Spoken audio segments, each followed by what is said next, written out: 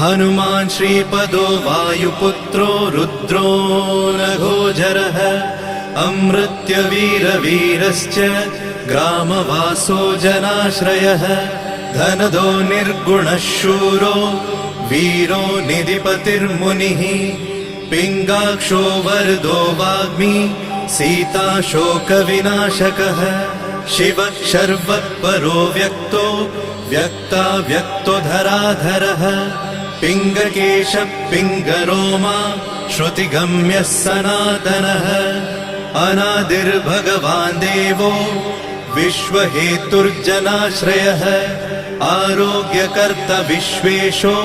विश्वनाथो हरीश्वरः भर्गो रामो रामभक्तः कल्याणप्रकृतिस्थिरः विश्वम्भरो विश्वमूर्तिर्विश्वाकारश्च विश्वपः